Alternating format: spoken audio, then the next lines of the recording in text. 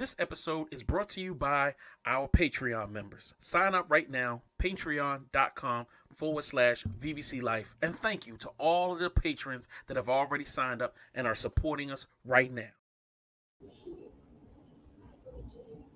Wait, it's me. We're back. Hey, what up, folks? Crazy. Let's just get this thing started. It's time for One Time for Your Mind. God damn it, the button. One time. Your mind.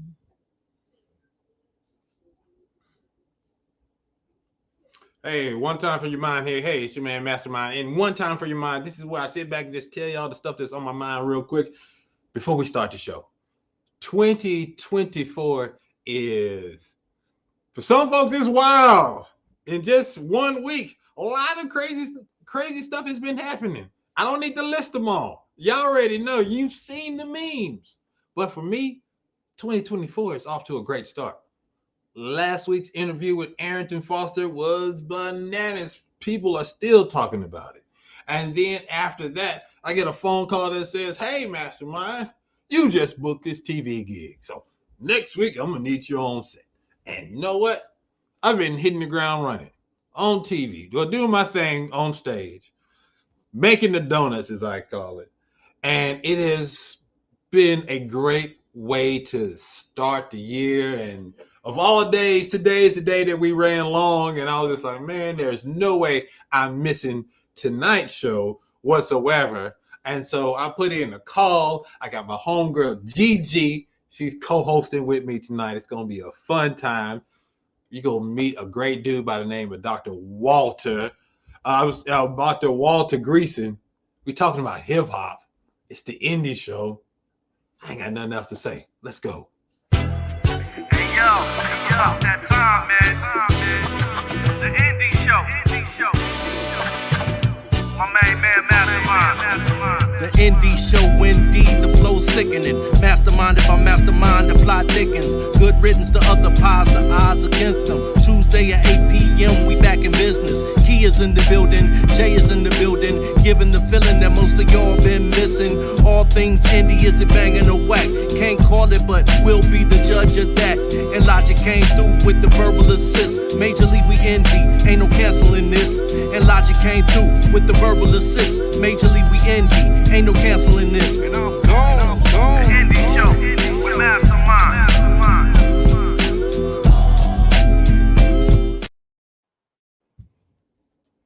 Hey, one time for your mind. 2005 phone drop the master of the wizard still. You are tuned in to one of the greatest shows on earth. It's the indie show, all things indie. Like I always say, hey, welcome to your new favorite podcast that's secretly a late night talk show. And it's no more secret. We've been doing this we hit the 2-year bump now. It's on and popping. The secret is out, and the verdict, people love us.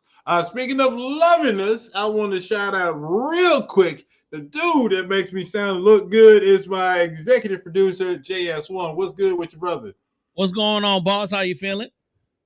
I'm feeling good. I'm feeling, I would say flustered, but I'm feeling hurried. But it's all good. I'm having myself a great day. I'm eating good on set. I'm starting to put on some weight. It's crazy, man. It's crazy. Grits with cheese, right?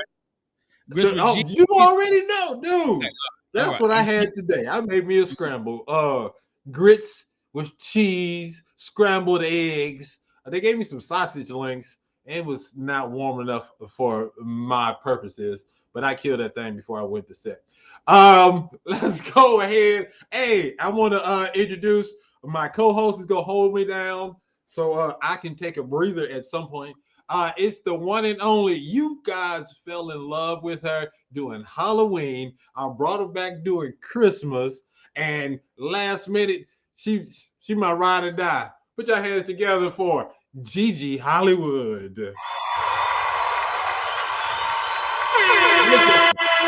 Look at you. And then look, she out here dressed up like she's on Entertainment Tonight. I appreciate that. Yeah, can I get you said such beautiful things. Unfortunately, your microphone is on mute. So I'm just like, did we just miss all the goodness? There we go. How we doing, I Gigi was just Hollywood? seeing if you're paying. I was just seeing if you're paying attention. I got dressed up for you because I, you're who the me? celebrity. You're the real celebrity. So I was just trying to Stop it. I'm over here, do you endless some justice. celebrity. But I'm glad you made it. Thank you. Thank you so much. And I'm glad that you're here. Big shout out to Sky Star out there in the chat room. Hey, Sky Star, because I got you. What song are we trying to play today? Put it in the chat. Anyway, so we're gonna have fun today. All right. I'm so thankful that you're here, GT. How was your New Year? Yeah, it was amazing. It was amazing. I was in Florida. Amazing Florida New Year's Day. I can dig Yes, it. Was it warm? relatively so. The water was warm. Relatively. Yeah. The water. She is in the water on New Year's Eve through New Year's Day. That's crazy. That's one way to Yes. bring it in. All right. So positive things to say about Florida. Oh JS1, yeah. let's go ahead and get it started. Time for Hello Neighbor. Hello, neighbor. All right, and Hello Neighbor, this is why I just kick my shouts and let everybody know what's going on. So if you look at the bottom of the screen, I have a ticker going. It lets you know who is going to be on the show in the month of January. It's no joke. We hit the ground running in 2024. It's all hits, no misses. We had Arrington Foster from the BET Plus show, The Family Business. Tonight, we have professor and author, Dr. Professor Walter Greason. And on next week's show, ex-NBA player AC Earl, he decided to write an NBA hip-hop book as well. My guy, actor E. Roger Mitchell, and rounded it out, we have Ishii on January 30th. If you're a fan of hip hop, if you love Arrested Development, Ishii from Arrested Development is going to be here. 8 o'clock, January 30th, Tuesday. VBCLive.com. It goes down. All right.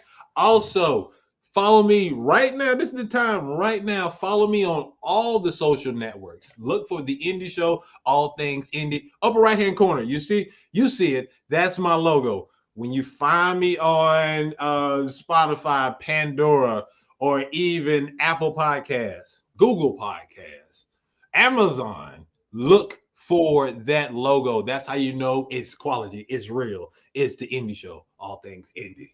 Also, I want to let you cats know that you need to tell people to start tuning in right now because we're going to have a great show tonight. All right, so this is your time. Bring them in. Let them know they need to log in because we all have three amazing artists tonight. It's going to be a beautiful show. And that's all I got. If you ever want to be on the show, find us on Instagram, theindieshow.co, or email us, theindieshow.co@gmail, or go to theindieshow.co. That's our webpage. Submit your music, especially if you have a music video. Give me a picture. We're going to get you on. January is locked tight, so I'm looking for artists, hot artists for February, especially R&B artists. If you want to be on my Valentine's Day show, I hope you got that good love songs. All right, that's it. That's all I got. Let's get this show started, shall we? JS1, what's my next category? Elevator pitch. Let's go. Wait, no. Before I do elevator pitch, I want to go ahead and introduce. We can't do an elevator pitch without finding out who's going to be our guest. So tonight, this very night, you're about to meet. Oh no, we can't do that. We got to do previously on real quick. Previously on Ready to Die. Find me a good clip, sir. If you haven't seen it, I need you to go back. Go to VBCLive.com. Find the Indie Show. Arrington Foster, one of the stars of the BET Plus show, Carl Weber's The Family Business. He set the bar high for this season. This season is set really high. We had a great time. He was a great guest. Dropped some knowledge all the way. Play the clip. Does the fear of doing this thing independently ever go away? In regards to my career, Your career, like if someone wanted to be an actor, let's focus on acting. We can also talk about if someone wanted to start their own business as well. But trying to do this thing independently, does the fear ever go away? I think it does. I think if you surround yourself with great people that are willing to, not be a yes man, tell you the truth when you need to, but is always going to uplift you. It can be tough. I'm in one of the toughest businesses. And so in the beginning, it can be very fearful, but I think if you trust in God and you pray, if you're a spiritual person, the universe, whoever, and just always keep telling yourself that if this is what you're meant to do, then you just keep doing it. I don't fear nobody no more. I don't let no no's stop me at all. You're going to get thousands of no's. And that's if you're doing a small business. But if you have that passion in your heart and you're like, this is what I'm going to do, can't nobody stop you. Great job. Definitely. Great job. So that's how it's going down. So hopefully he didn't put too much pressure on my next guest. My next guest is a renowned professor and current writer of The Graphic History of Hip Hop. Ladies and gentlemen, boys and girls, children of all ages, put your hands together for the one and only Dr. Walter Greason.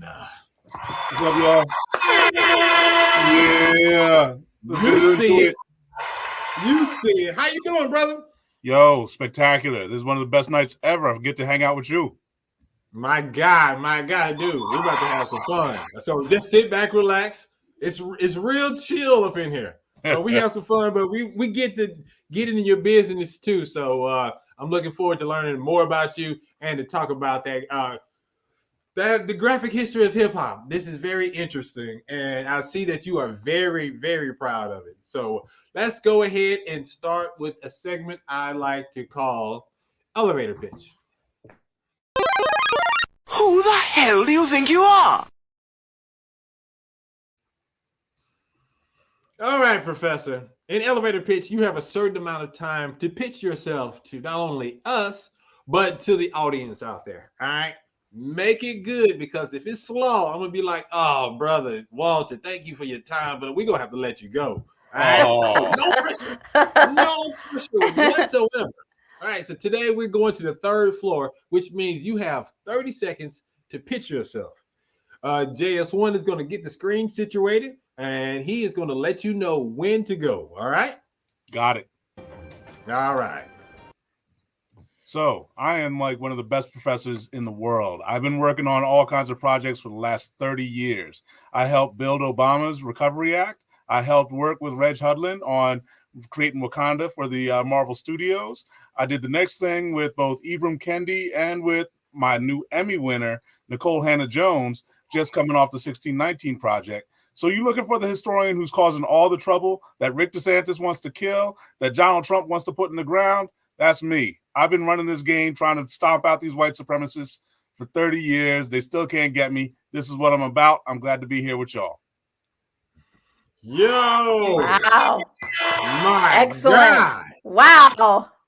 Came out blasting. That's what I'm talking about.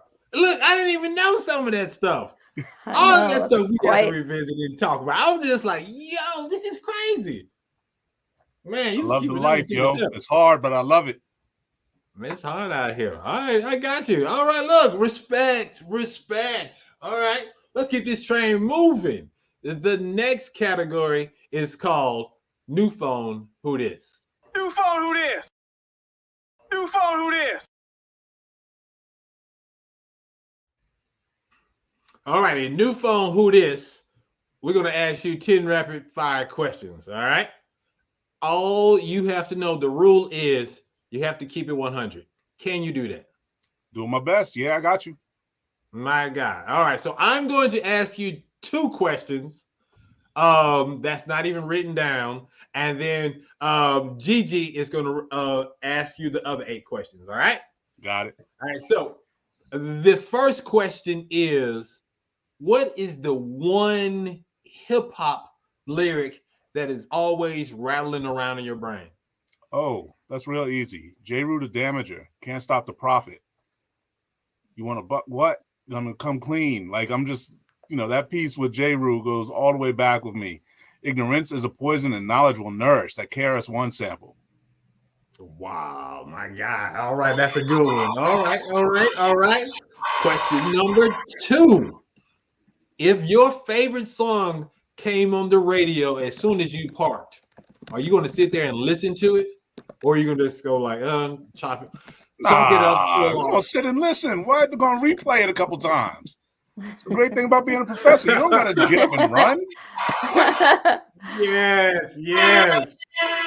All right, Gigi, I'm going to hand it off to you. You got questions 3 through 10. Let's go. Well, we're okay. In spades, which is the big joker? Ooh, good question. Let's see. You have a. Do you see it on the screen? I do. Okay.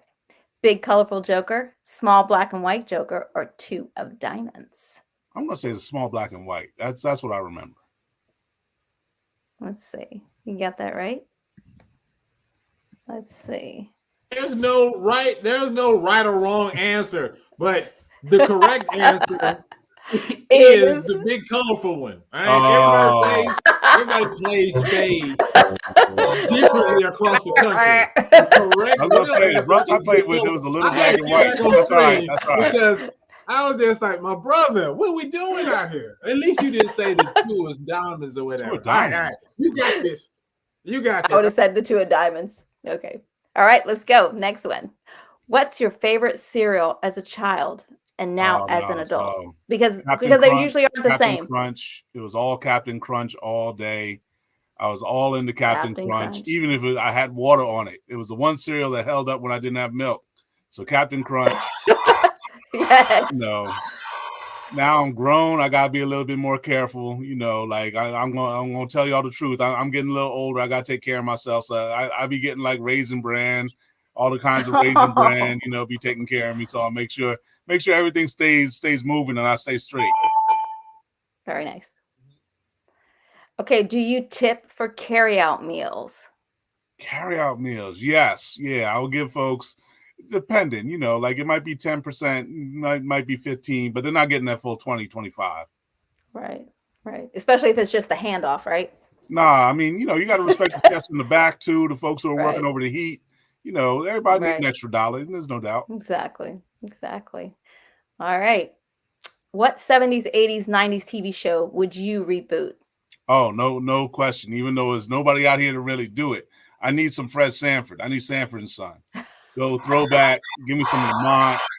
Those folks, they were killing it. So no, I need to see Fred Sanford and Sanford and Son come back. Yeah, who would play Esther? Oh, who would play Esther? If I could do it, who would kill it would be Viola Davis. Viola Davis would ill out. She would be amazing. Yeah. And who about Fred Sanford? Ooh, if I was gonna go Fred right now, I see. Even though like I'm not always on it. Maybe Chappelle, maybe I don't know. I'd have to think about that one. I gotta think about. Okay. You got to get a little bit more older. You got to get a little bit more round around the belly. Yeah. That'd be good. Okay, let's get.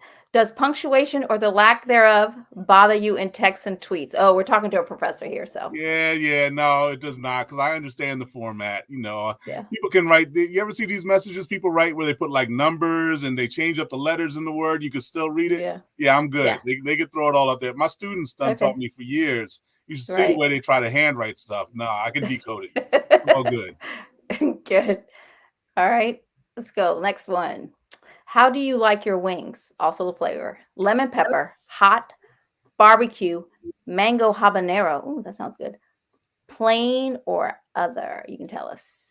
Yeah, I'm definitely on the mango habanero, and I definitely go for more drumsticks than flats. But yes. I will also go for the Thai. The Thai chili is also real nice. Very good. Very good. Is that it? No. What's the title of your autobiography? This should be Oh my interesting. goodness. Yeah, actually, it's something that's I've been holding on the back burner for a minute. It's called The Silence in the Shadows. It's basically about all the hidden agendas that I go in through and I expose and show people how they actually use power. You know, how do I tutor somebody like Barack Obama so he can be a better president? Wow. That's a pretty tall order. Very good. Let's see what we got. What's your favorite go-to sandwich? Tuna, grilled cheese, fried bologna, peanut butter and jelly. Ugh. I mean, Yeah, there's a joke on here right now. You can't be an adult still having peanut butter and jelly. I just saw it across my Instagram. You can't be having the peanut butter and jelly. So no, the grilled cheese. The grilled cheese is definitely Grilled cheese. again. My doctor Very would good. scold me. My doctor would scold me on it, but grilled cheese. Grilled cheese. Okay. That's good. Nice and healthy, sort of. Last one. All right, here we go. Oh, Wait, no, I came back for this one. Look, I have to do this. I got to set this why one up. did you do this? I can't get away from it. This The question grits. is very important. It has made friends and destroyed friendships.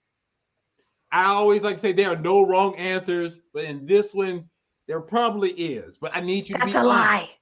Lie. All right, look. La, la, la. Don't listen to this woman. She'll steer you down the wrong road. All right. Sir, please put it on the screen. The question that's so important on this show is this. I have to read this. Go ahead, read it. Go ahead. How do you like your grits? You need to think about this nice and hard. Cheese, salt and pepper, sugar, or butter? Side All note, right. you can I'll combine just read it answers. straight up. Like I had the best grits I ever had when I was about 10, 11 years old. Reverend at my church I was over there and spent a night sleepover with his son, and he cooked up these grits. I have never had them so good before. It was grits with cheese. It was salt and pepper, and it was butter. He killed that joint. It was spectacular.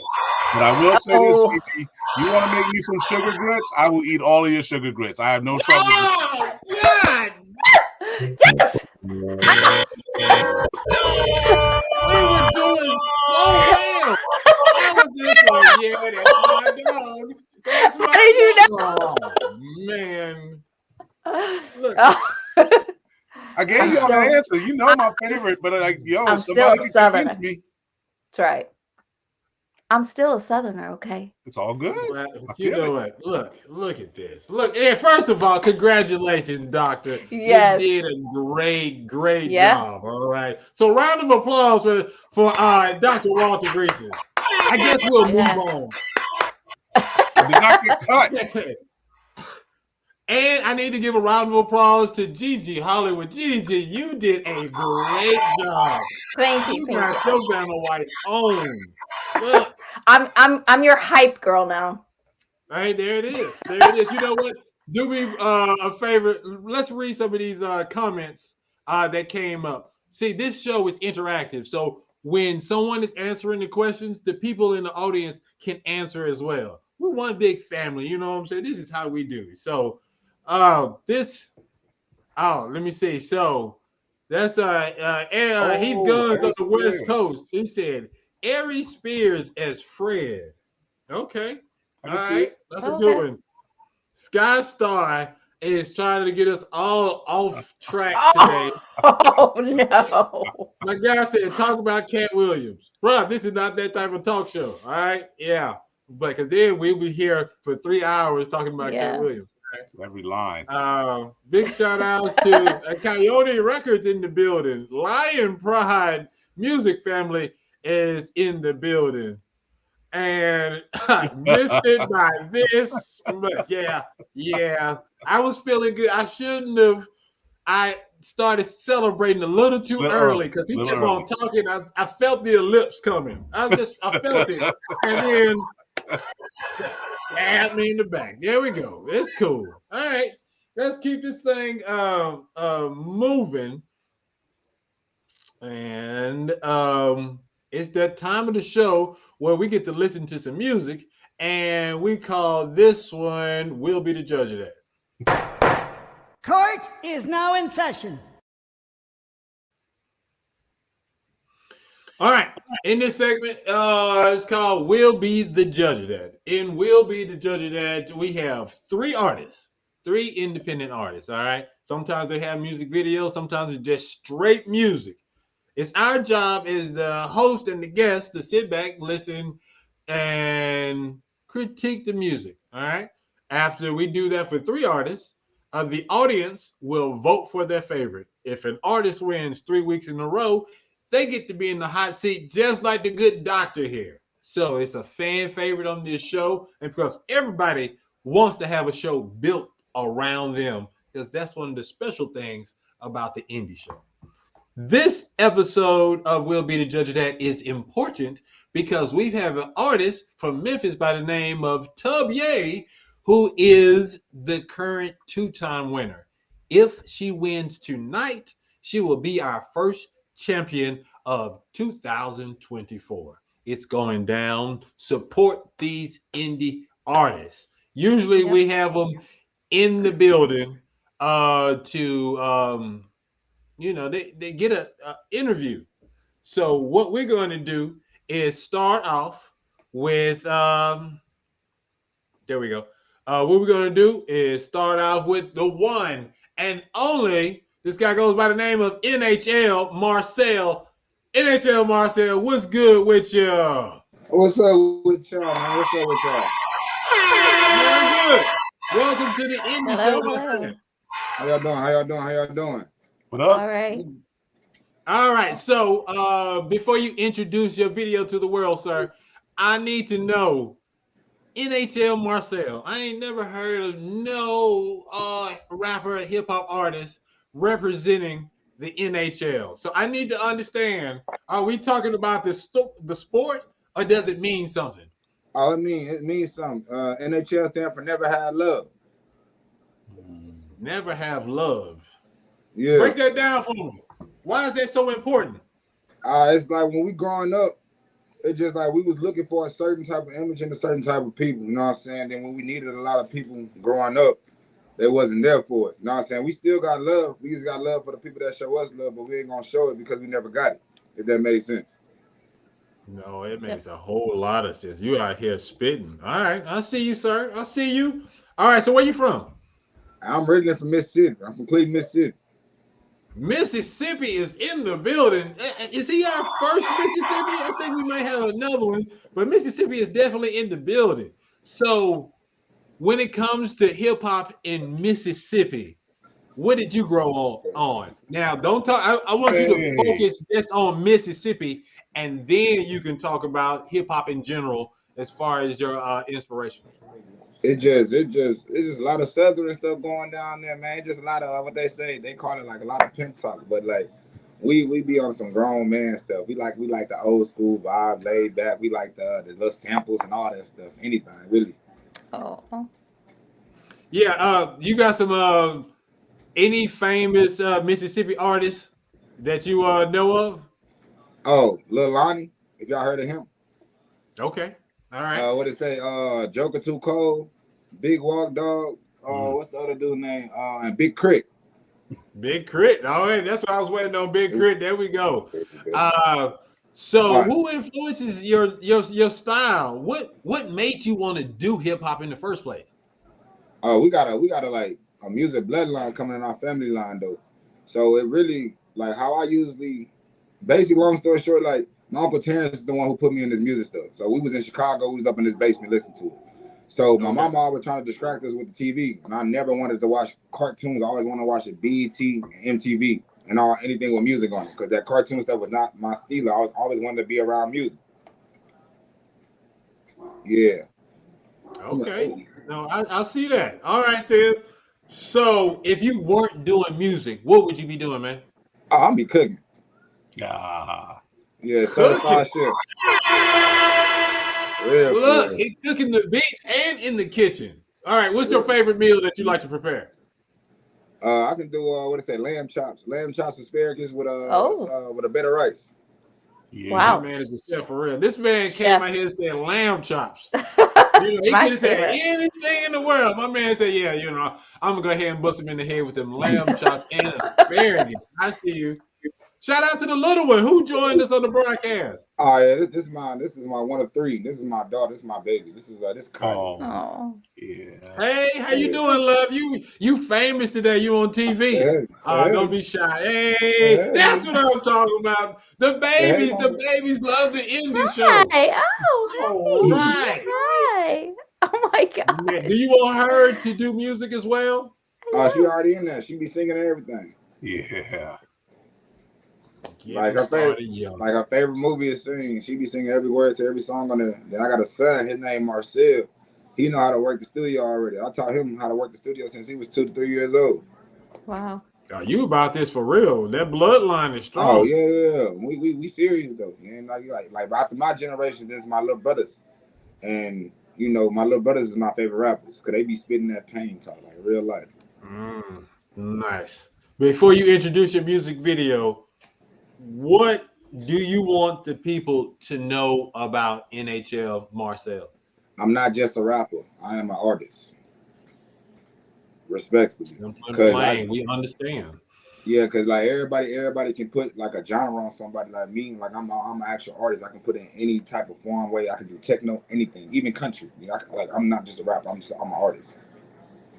Does that affect you being from Mississippi? That you want to be bigger than just the pimp talk, the Mississippi vibe, the Southern rap label? Yeah, it's always gonna be different. Like, cause I don't really represent it because like I can't really say I'm on the pimp talk thing because that's not my forte. That's not my stilo. Like I'll be rapping about stuff I've been through, like the pain and all the extra stuff. You know what I'm saying? Like that pimp talk, I can keep that with everybody else down there. Me, I'm gonna tell you what I've been through. Everything I rap about, I stand on. I stand on. That's it. Yeah. All right, then. Let's introduce this music video, sir. Hey, how y'all doing? How y'all doing, man? It's your boy NHL Marcel, man. Jumping in, depending on me, man. Gang, gang, gang. Gang, gang, gang, gang. NHL, man. Gang, gang, gang. You see all this pain in my eyes, a nigga is gone for me. He gone for me. I'm busting these just every night, and yes, I'm up in them streets. My love needs something, and yes, she's straight, depending on me. Yeah. Man, you live by that gun, man, you die by that gun. That's the game in these streets. See all this pain in my eyes, a nigga is gone for me. He gone for me. I'm busting these just every night, and yes, I'm up in the streets. My love needs something, and yes, she's straight, depending on me. Yeah. Man, you live by that gun, man, you die by that gun. That's the game in these streets. My little brother told me he had a dream of me straight dying, I had to say dream and slow my life down, you know I was riding, Nigga like me, don't get no fuss, gonna live by that gun, I'ma die by that bitch. I was raising the truth, I'ma rob by that shit. Nigga, if bitch just fucking this up on that shit. Lip, I got shot in the straight demon town. I lost my dear cousin that made me cry. My daddy a junkie get served by the eye. Man, fuck all that bullshit, I can't let it slide. I lost my dad quick cause I done made a decision. Ain't gonna lie, my nigga, I miss. But I lost my mom, and they know that I need. Yeah, I got the dark cloud, but they know that I need. Yeah, this pain in my eyes, a nigga is gone for me. I'm busting these just every night, and yes, I'm up in the street. My love, I need something, and yes, she's straight, depending on me. Yeah. Man, you live by that gun, man, you die by that gun. That's the game in these streets. You see all this pain in my eyes, a nigga is gone for me. I'm busting these just every night, and yes, I'm up in the streets. My love, I need something, and yes, she's straight, depending on me. Yeah. Man, you live by that gun, man, you die by that gun. That's the game in these streets.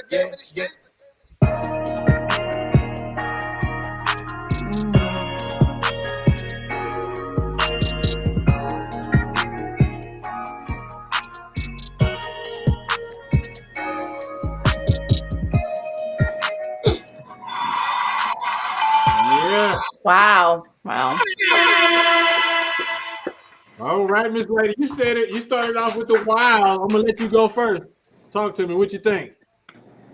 I really liked it a lot. Love that instrumental transition. That was really nice. It kind of gave me like a ballad rap vibe. It's like, is it a ballad? Is it a rap? It's just, It was really smooth. It was really nice. Thank you. Very nice. All right. Professor, what did you think, sir? I'm looking forward to this.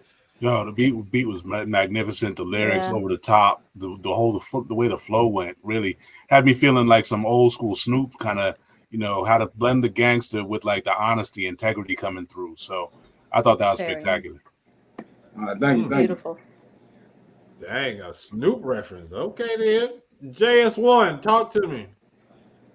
Oh, I love this record. His distinctive voice, number one, like that voice, man. Yo, you got one of them ones, bro. Like that, it just cuts through. It's got some gravelly in it. It's got pain in it. So it's just like it just reinforces everything that you're rapping about. I love the way your flow pattern is. I love your lyrics, like the production. I think, even the video, it was very simplistic, but like those little bit of effects and stuff like that just added this Oh yeah. this layer. Very creative. Dope idea, bro. Like, yo, and congratulations to you, bro. I love the Thank you. Definitely creating the vibe, sir. Because we already know when you think a certain way when you think about the South, and then especially Mississippi. You play that, you don't hear Mississippi. You hear hip hop, and the beat is nice. You flowing, and that gravitas in your voice, whatever. Like he said, it's distinctive. You caught our attention. It's one of those things where you go, oh snap! All right, dude. Like if it was playing, if it came on the radio, you're not switching the channel because you're like, okay, I'm gonna let this ride. I want to see where this goes. So you put together a really nice song, sir, and we appreciate you. I appreciate y'all. All right, let me get to the chat room real quick. Line Pride Music Family said lyrics them real NHL. All right. AJ Stewart giving you all the flame.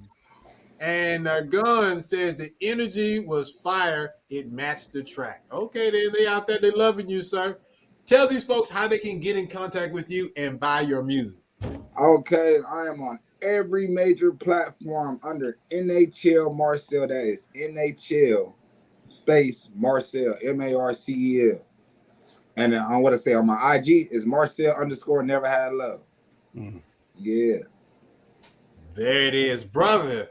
I'm digging your energy. You got good vibes. I'm praying for you and your family. Let's keep this bloodline strong. I want all of y'all to eat. I want all of y'all to just blow up and do big things. And when you blow up, don't forget about us, all right? Hey, y'all rock with me. I'm gonna rock with y'all, man. That's how I love it. That's what's up. So if you love NHL Marcel, make sure that you vote for him after the fact. Sir, you can kick it with us in the green room if you like, or just watch from the comforts of your own home. We will have the results later on in this episode. Appreciate you, NHL. I appreciate y'all. Thank you. All right, then. All right, that's NHL Marcel. Very nice. He's so authentic too, wasn't he? So he's so authentic. I mean, it's just like you could just feel his passion in the music. It's just he's amazing. Yeah, it's times like this when you meet an artist and you connect with them, they got a good vibe. You're like, I want to talk to this guy longer. You know what I'm saying? It's just like, I hope he wins so he can come back and we can have more conversation. Yeah. Right. We'll see what happens. But you was digging that, huh, Walter? Oh yeah, man. That's what I'm saying. Like if you come with that fun, that fire, really, he let people know what his experience was about. Like that's the thing. You said the word, Gigi, is authentic. Like if you're honest with us, you have real passion, that's going to carry you a long way. Absolutely. I couldn't say it better.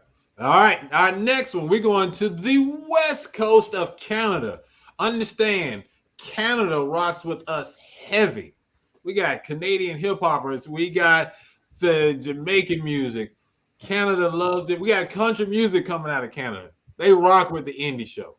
So this young man right here has been on the show before. He's been so close to getting that Triple Crown. And it's always somebody just get him at the last minute. Third time could be the charm. Y'all, put your hands together for the one and only coolest cat in Canada, Edmonton to be exact. It's the one and only Sky Star. Hey, what's good with you, brother? All things indie, all wins windy. That's what it is, man. Blessings and love to everyone, you know what I mean? Oh That my is it. God. Hey, you look like you having a good time. Look. The indie show is on. You already got the good energy. You been drinking? No, it's just the natural vibration. You know, once it's the He indie said, drink show. it. Look, Why would you say that? check out the flex in the background. He has the show going on while he is getting interviewed. Flex on. See you, sir. That's awesome. Yes, man. Blessings and love to Gigi Alwood, if I get it right. Professor Right. Walter, blessings. You know what I mean? Bless up mastermind one time for your mind. You know what time it is. And shout out to everybody in Canada and Jamaica who's watching. Yeah. How you been, Awesome. brother? How you been? Been busy, bro. Good still, you know. Family, music. You know what the time it is, bro. You know what I mean? Just Yeah, doing it. the grind is real with you. I've been seeing you been making some moves and making all these moves and making music videos. That's crazy, dog. Yes, man. Yes, man. Thank you very much. You know, just out here putting in the work, just doing what we love, the passion, you know. So And where yeah, does that passion? Where does that passion come from? What is making you continue to do this? the love for it, you know.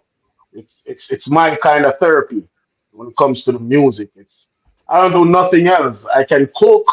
That's all I know, but it's When you just make asparagus and lamb chops? everything, Yeah. everything, You got competition. everything. Yeah, yeah. Hey, check this out real quick. The people in the chat room, they love your accent. Bojo says, I like his accent. And Guns is like, can't beat a Jamaican accent. And Lion Pride says, there's a star in the room. So yes. Love, You love, are love, bringing love, it. love. You are bringing it already. So how did you bring in 2024? How do you do anything on New Year's Eve, New Year's Day? You know, to be honest with you, I had to I last year I was touring from March. I was on the road nonstop, and Mhm. I said, you know what? I did my last show in December 9th, and I said, Okay. I'm tired. I just need to spend time with my family, my kids, my wife, you know? So Yeah. I stopped everything. I canceled a couple shows, returned some money. You know, we love the money, but at the end of the day, the family is where that next peace of mind is. You know what I mean? Because they're the ones who give that passion, whatever you have. Like, you know, they're the ones who give you that drive to love your passion more. You know what I'm Yes, saying? sir. Yeah, so Yes, New Year's sir. Eve, we just went to watch some fireworks with my little boys. They were so happy. It's the first time they saw it, you know, so that was really good. Oh, But yeah, and then January that's January 7th, a couple days ago. I just came back from tour. My first show. I started off very strong for the year, so that's good. You know what I mean? I went to Hamilton, Ontario to do a show, and that was really good. You know what I mean? I just flew back home and I'm on the indie show. So I guess that's all a next right. stepping stone, you know what I mean? Boy, that's what look at that. That's what I'm talking about. Man, my guy right there. Look, I didn't even pay him to say that. That's what I'm talking about. Look, we love having you on this show. And I've look, I'm gonna be honest, like the first time you was on the show, I just knew you was gonna be I will be the judge of that champion. All right. So it's one of them things where, dude, any given day, any given Tuesday, anybody can get it. And so So, when you didn't win it, I was just like, yo, this competition is for real, dog. This is yo, it's crazy. for real. Trust me. Like, you know, and you know what? You know what? I feel like a winner by just securing a spot to be on the indie show. You know what I mean? Oh, Yeah, just by being here, I'm a winner, whether or not I walk away with a trophy. Because at the end of the day, the passion is what counts. That's how I see it. You know what I mean? I get to meet new people, new lovely people. You know what I mean, from a different part of the world that I don't know. You know, so shout out to all the winners that I won and all the new winners. If I win, I win. If I don't, I love the show. I love every artist who just out here grinding and doing the right thing. You know what I mean? Yeah, I hear you. Look, Heath Gunn said we were all shocked. Yeah, boy. And Yeah, then now he man. wants. And now your accent makes him want to get some jerk chicken. This dude right here. All right, our resident comedian on the West Coast. All right, before you introduce this music video, sir, tell the people what do you want them to know about Sky Star? Well, I just want the world to know that Sky Star is a musician from Jamaica, from a poor background, and music is where I found my peace. I gotta stress peace because that's where I find everything. And I'm very humble. I'm very fun to be around because I like making jokes. I crack jokes all day. You know what I mean? And when I welcome you in my circle, you get a welcome of fire. So that's just me. All right. Introduce the music video, brother. Well, this one is called Makeup. It's like a twist, you know what I mean? So, as I said, music. We don't want to go to no stage show. We cancel all these interviews because, we got to show moms a little bit of love, you know what I mean? That's where it is. Let's go. No, no, no, no.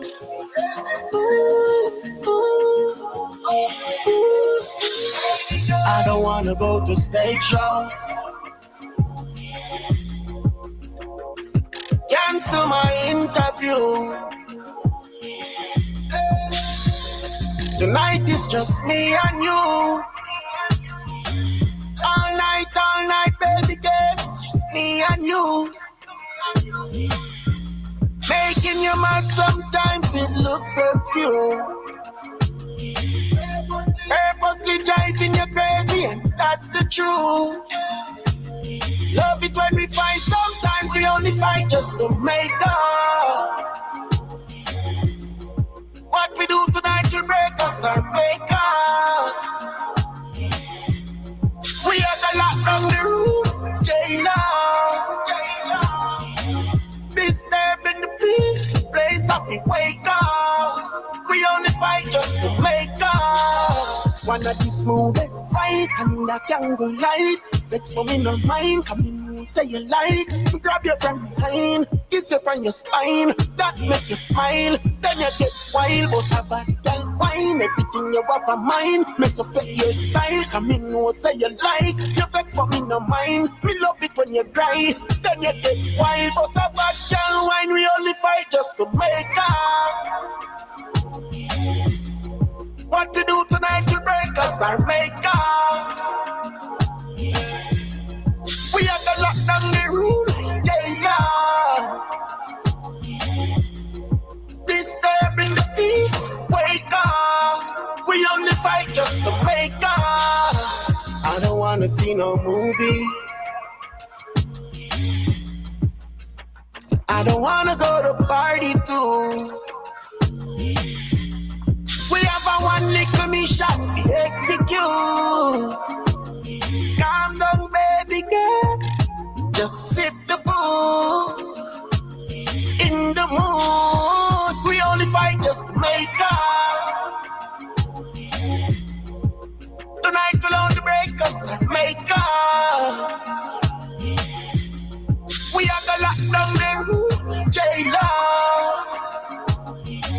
Disturbing the peace, wake up. We only fight just to make up. Just to make up. Very nice. Yeah.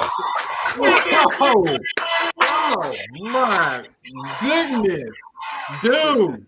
Wow. Man! All right, let me start off first. Let me get this out. Wow, really encapsulates what I'm thinking.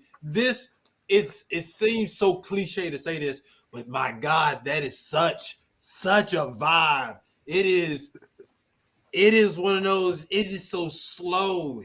It is just so sexy. You get somebody on the dance floor, the lights are down low. It's going down, brother. I don't know what zone you was in when you put this together, but that, sir, is the truth.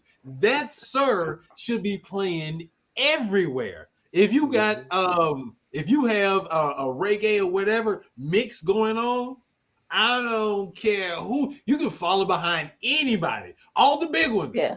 That needs to be in rotation yesterday. All right, that's all I got. Hold on. Look, Bojo says Jamaican vibe, and Bojo said, I'm dancing right now. He is saying that is great. It needs a video. And AJ said a video would be nice. Lots of passion. Okay. I'm going to call me lady and apologize after this. It's tough. Yes, you got to get into an argument. Make her. Oh, my goodness. All right. I want to end with you, Professor. So, JS, what did you think of this joint?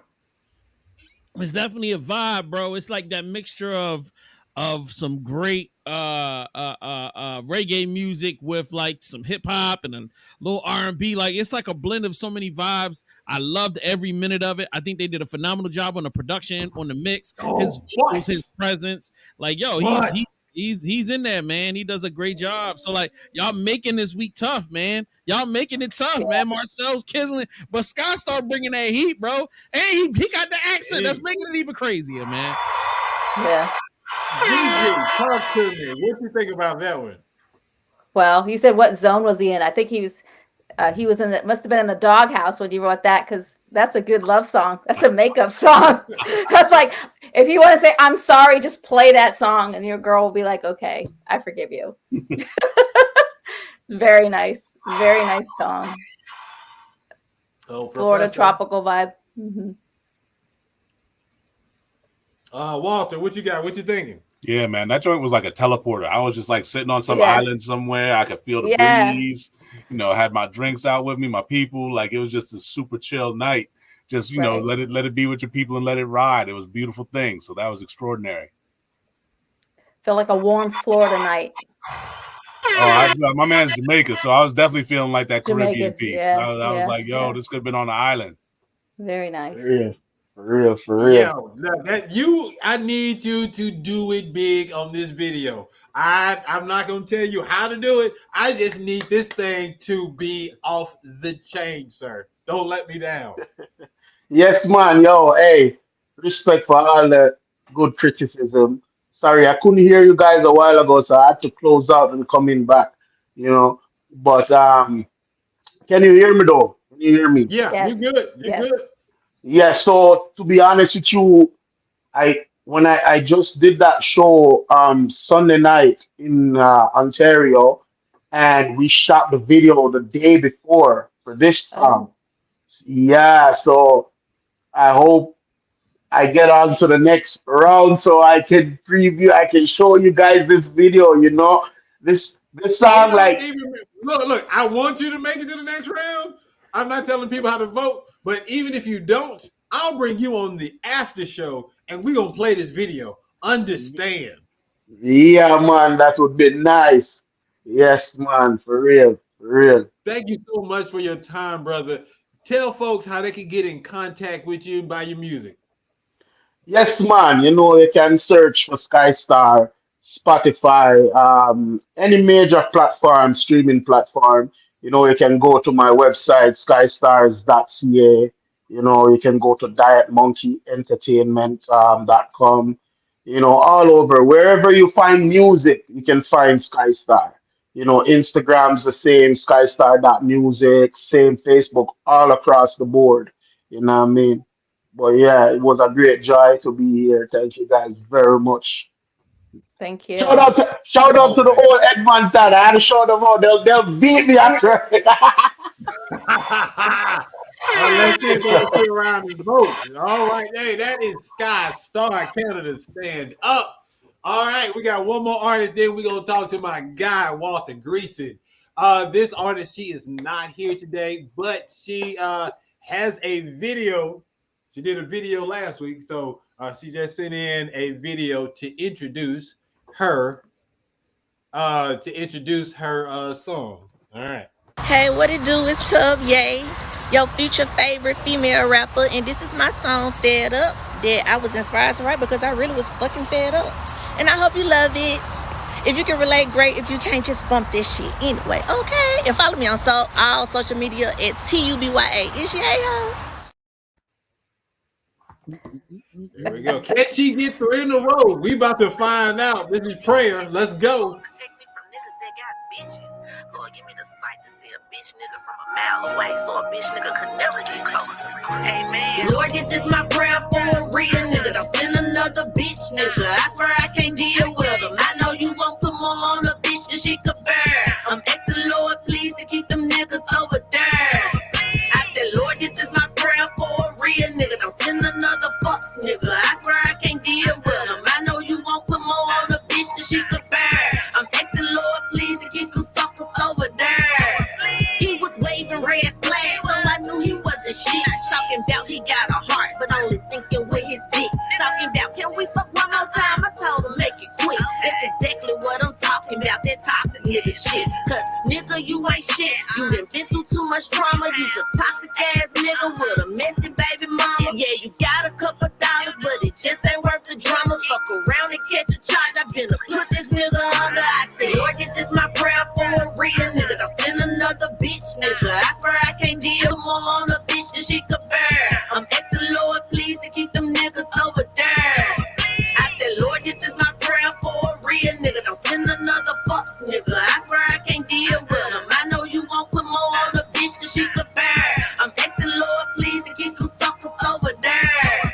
He a weird ass nigga. He do weird ass shit. I'm too real for this nigga. He need a weird ass bitch, and he can't keep it real for shit. I swear all he do is lie. Got me out here being hateful. I done told this nigga die. I swear all I meet is suckers. Got me entertaining lanes. I'm calling all these niggas baby, because I can't remember names. I'm not the type that like to play, but I swear all they play is games. If he want real when you mail them, don't expect his ass to change. I said, Lord, this is my prayer for a real nigga. Don't send another bitch nigga. Don't put more on a bitch than she could bear. I'm asking Lord, please, to keep them niggas over there. I said, Lord, this is my prayer for a real nigga. Don't send another fuck nigga. I swear I can't deal with them. I know you won't put more on a bitch than she could bear. I'm asking Lord, please, to keep them suckers over there. Hey, out of Memphis, Tennessee is Tub Yay. Yes, that's it. Oh, look. This is my DJ. So, JS1, I'm gonna let you go first. This is the third time we're hearing this song. What you think? Because the second time you heard it, you was really feeling it. All right, talk to me. No, it's still one of my number ones. But this week we got some competition, and it's I'm sitting here, I don't know what to say, brother. I don't know. This is a complicated choice to make. You know what I mean? Am I going with some reggae? Am I going with some NHL Marcel? Or am I going with my girl Tubier? Like, man, do I want to disrespect the church? Do I want to shoot a nigga? Or do I want to make up with my girl? I don't know what I want to do. I don't know. It's a hard choice. You know what I mean? Okay. John said, if you weren't a thug, you will be after listening to this. You will be. You laugh. Oh, we got a smile out of Gigi. Come on now. What you think about that song, Gigi? And you have to keep it 100 because you put sugar in your grits. Go. Okay. I think one, after following those two, it just was a different vibe. Oh yeah. It's a different vibe, and you could tell like definitely has an audience. She's fed up, and so I think that's why she did so well in the last couple of times, because people listen to music for a reason, because they want to, just like they watch movies for a reason. They want to be able to relate, and so a lot of ladies are fed up. They may not use those words, but it's something along those lines. So the beat was good. It's just following that, it's hard to compare it, so I wouldn't be doing any justice going after that. But I think she's definitely got a message. All right. Professor, talk to me. What you think? Yeah, no, it seemed like the last two songs was talking to each other. Like Sky Star was trying to get back with Tubier, and she was like, nah, it's not going to happen. And so, it's just funny to see that whole dynamic between the two of them. I was hoping Star would come through. But I don't know. She don't seem like she feeling it. But yeah, that was the whole thing that hit me. Was like, yeah, she tired of the game. She's not trying to hear no more lines. Oh yeah, for sure. Like when I saw the video for the first time, it was throwing me off to see TD Jakes in the background. I was just like, wait, what are we doing? What's going on? What did she say that was? Did you have her on? Did she say what that reference was? Yeah, she was on the Christmas show. Okay. So what was her reference to that? That was, man, I can't remember. It was she wanted to have a church reference without actually being in the church. So she didn't want to film it in the church, but she wanted to get it real churchy. So that was the best thing that she could do. And then it was just the timing of it all. This is before we start hearing stuff. All right. And so just like it just happened. It was just like, again, timing. All right, folks. Real quick, the Lion family said some tough woman we like over here in Canada. All right, there we go. All right, voting is now open. You see it right there. Go vote. We'll put up the votes at the end of the show. Vote now. Now, hold on. This fool is stupid. He said, did TD green like that? As long as you time, baby, put my picture behind you. Look, I'm not messing with you, sir. Hey, we're going to pay some bills. We're going to come back and talk to my man, Walter. It's the Indie Show. I'm your host, Mastermind, with Gigi. DCLife.com. Eddie Murphy is back. But this time, he's looking for a missing child, a golden child. This child is special, Mr. Giraud. His destiny is to save the world. And it's your destiny to seek some serious psychiatric help. Can I ask you boys a couple of questions? By the time he finds you, it will be too late. Hey! In my pocket, it's a whole thing of Tic Tacs. Take as many as you like, please. I could destroy you, just like that. Just like that. Mwah, you're wonderful. Nobody be alarmed. I'm Ma'am Chandler Jarrow, American Stolen Artifacts Finders of America. He's irresponsible. A bed? Is that a bed? He is a careless, thoughtless, undisciplined fool. I should be punished. I should be purged. I should be flogged. You are the chosen one. You will find a child. Well, I do my best. I'm so afraid of the dark, too. I really don't like your attitude. You know, this is a nice jacket. It's a Morris Day feel, and it looks good on you. And the boots, smoking. He's got a firm grip on reality. Where he's going, he'll need it. How'd you do that? What was that with the flip? You must carry this glass of water without spilling a drop. Who are you, Monty Hall now? This is a piece of cake! Eddie Murphy is the chosen one. Well, how many people have survived this test? None! The golden child. None!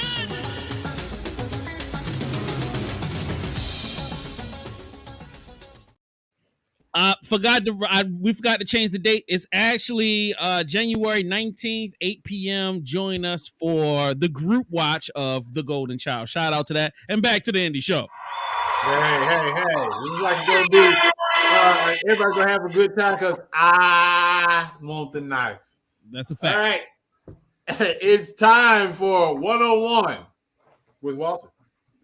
I can't believe that it's finally me and you and you and me, just us. Ladies and gentlemen, we're here with Professor Walter Greason. Professor, how are we doing today, sir? Beautiful day. Like I said, sitting with y'all is the best.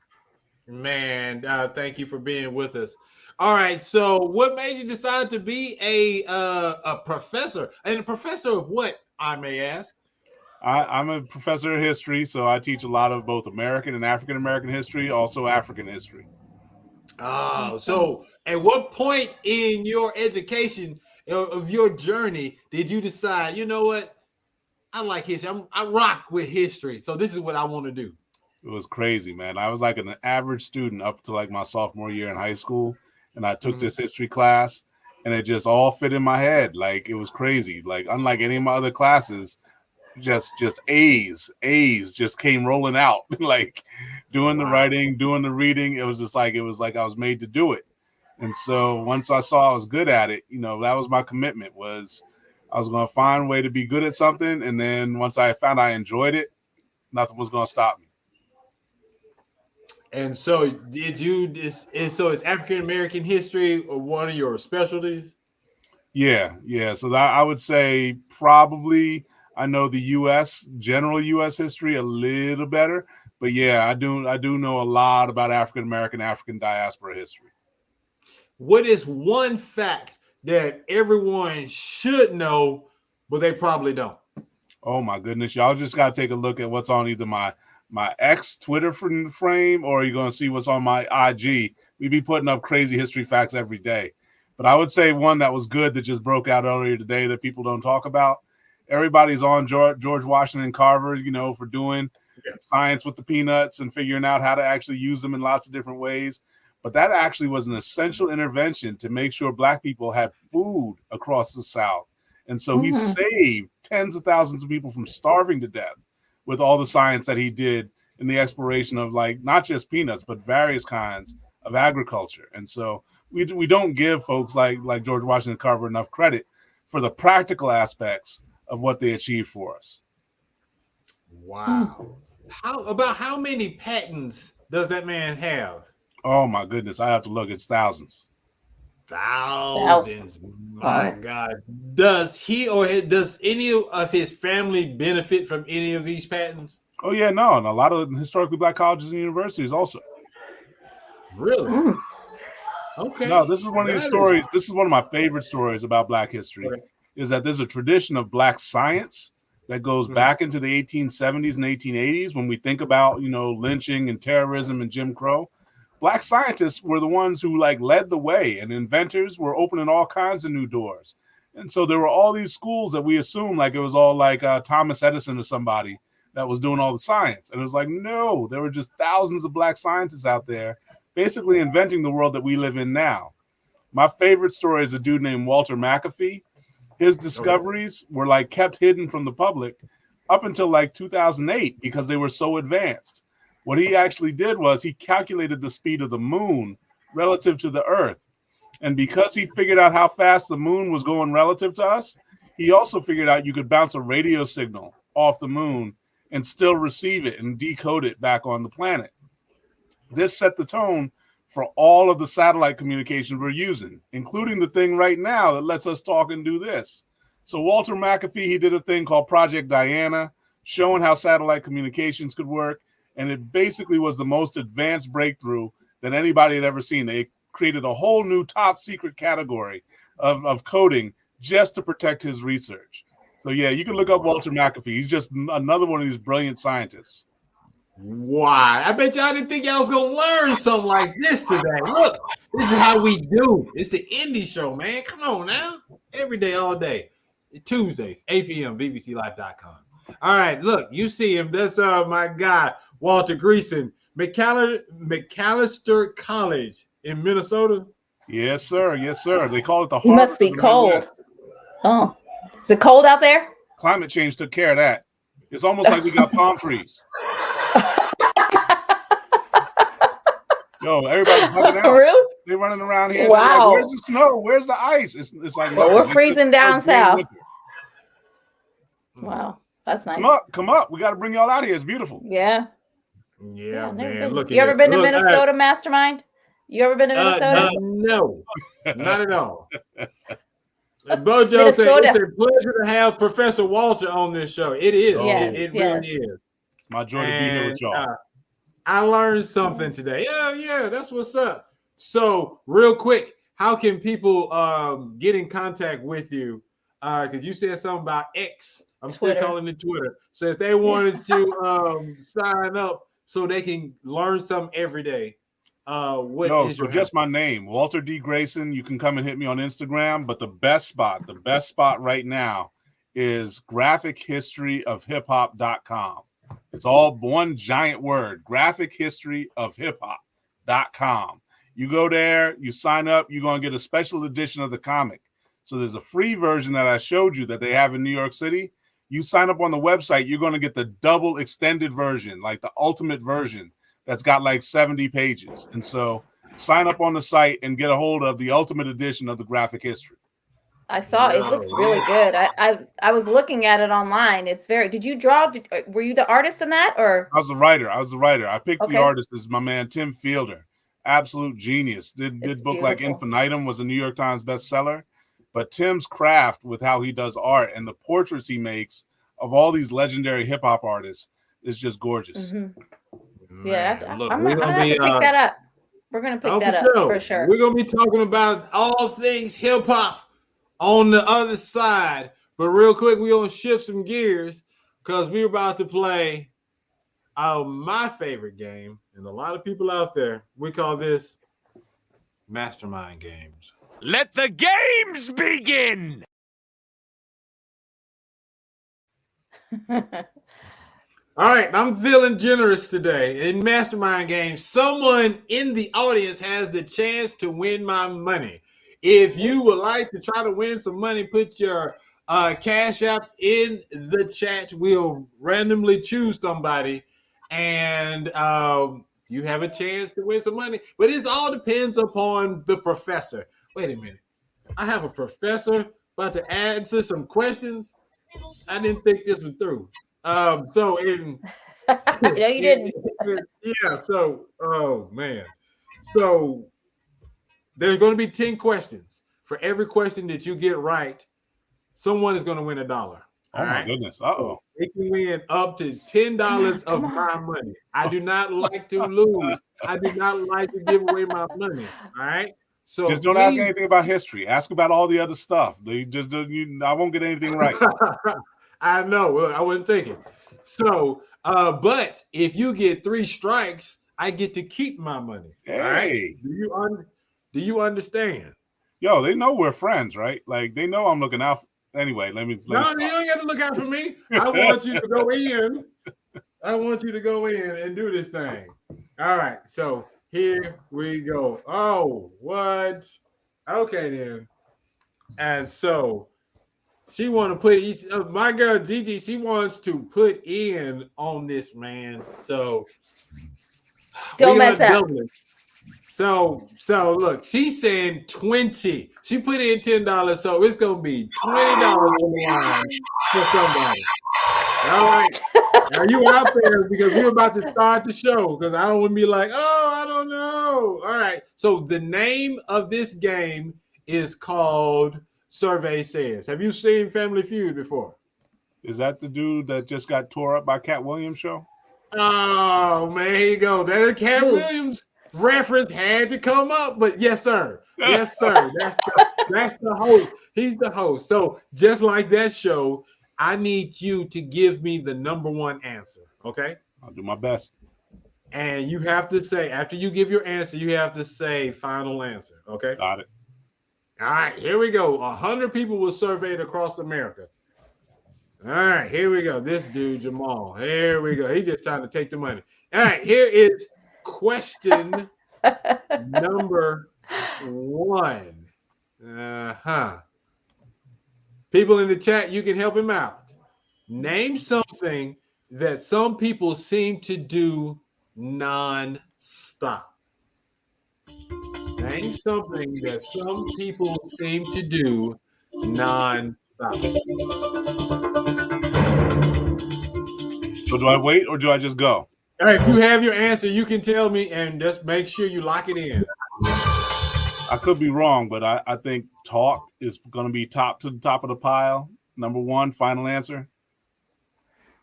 All right. And even Bojo says talking nonstop. Jamal says think. All right. The answer is talk. Yeah. Ooh, all right. I mean, no. Lose. Yeah. All right, here we go. There we go. That's right. All right, that was a good, easy one. All right, we'll get us started. Oh my Yay! Who is Bojo? Bojo is a friend of yours because they are on your side. Goodness. All right. Yeah. Number 2. Yep. Oh, I messed up. Name a bodybuilder part that's huge. All right. Part of a bodybuilder's body? Yeah. I don't know, man. They got some questionable anatomy issues depending on who you're looking at. That's huge. I guess most people, 100 people, will say bicep. Answer. Final. Yep. I think that's his final answer. You got to say it. Bicep. say it. Final answer. There we go. He locked it in. All right, cool.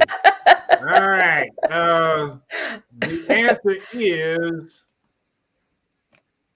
Hey! Oh. Not even we're losing, but I'm cheering you on. Boo. You, GG. Ah, man. Look, what is this going on? All right, here we go. We got this one. There we go. Number 3. We asked 100 women. Oh, okay. Oh, Jesus. Oh, Lord. Which occupation has the best dressed men? Ooh. Oh, my goodness. That's hard. Let's see. No, it's my professor. You know, I eliminate all my people. I see them every day. Let's see.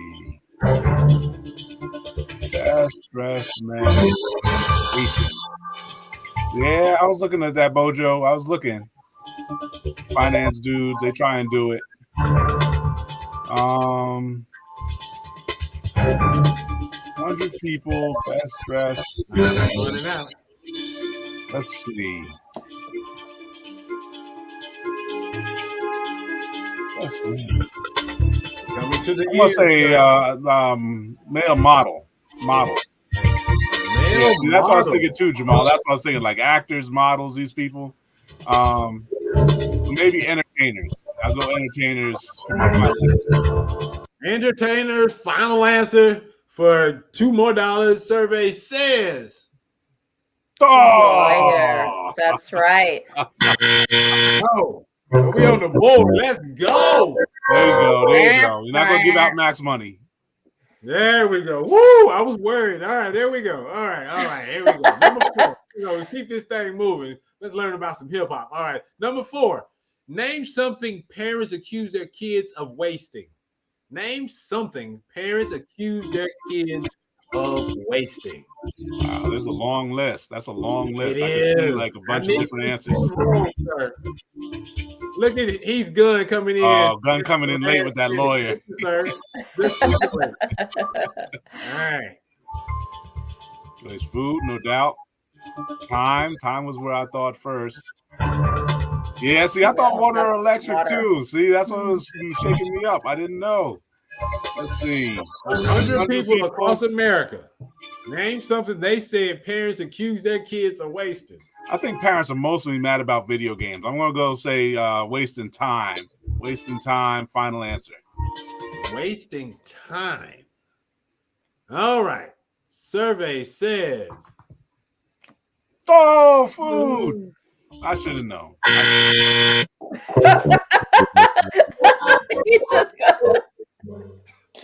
There we go. Look. So far, we got 2 strikes and $4 in the wallet. All right. If we get one more strike, the game is over. You escape. The money. All right.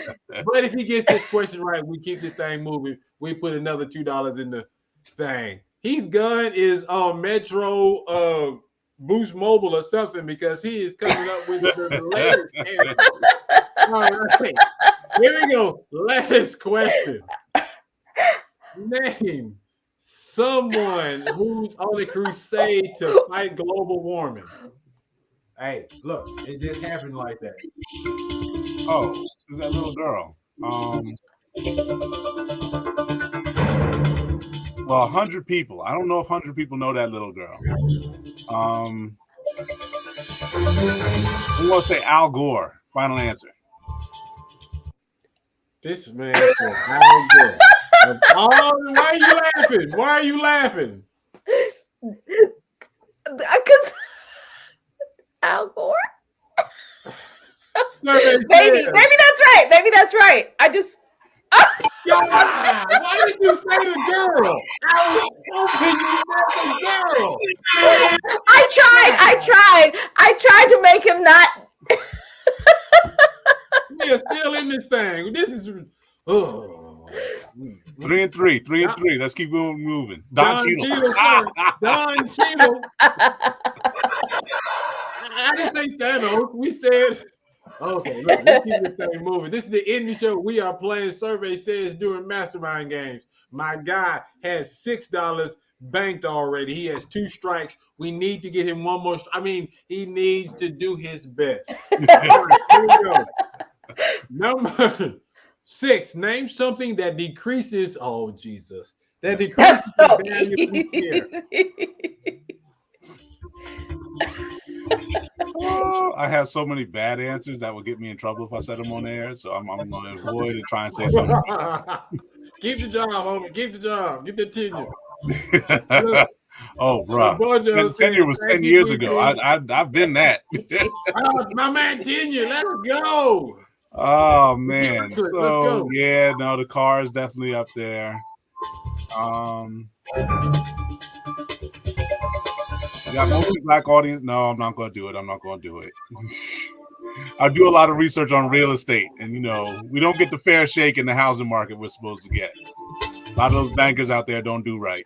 All right, true. The audience is saying go for the car, so I'm going to go car as a final answer. If this was The Price is Right, y'all would be happy right now. Hey. Yes. $8 bank. We still got 2 strikes. I need you to focus or unfocus because this is not how I thought this was gonna go. This is the audience. The audience was clutch. Where's Jake Hales with the bad answers? There, here we go. Next question. Name something you see on the cover of an Easter card. Oh. Did you pull these questions? You're trying to give your money away. No, I'm not.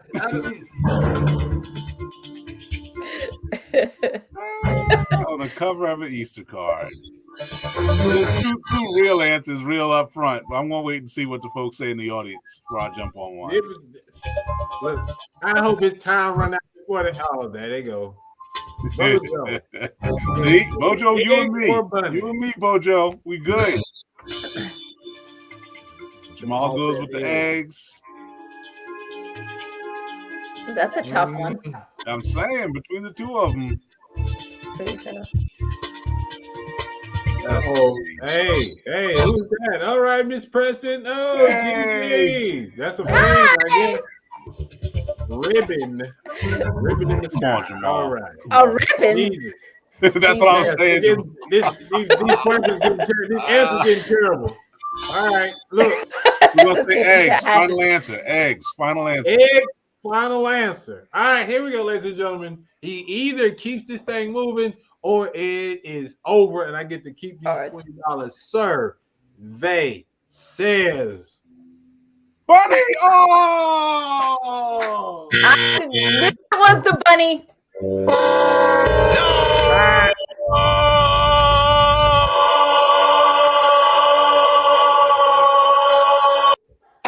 Gosh, that was brutal. Nice job. Yeah, thank but you. You so did well. much, You held on. Job, sir. You were so close to taking my money. So close. Keep this thing in my wallet. And what we're gonna do now is move back into one-on-one with Walter. We're about to talk some hip hop and specifically the graphic history of hip hop. All right. When did you fall in love with hip hop, sir? Wow. So I was definitely feeling it from early days. So I was born like 1 week after that party Cool Herc through. So my whole life was shaped by that.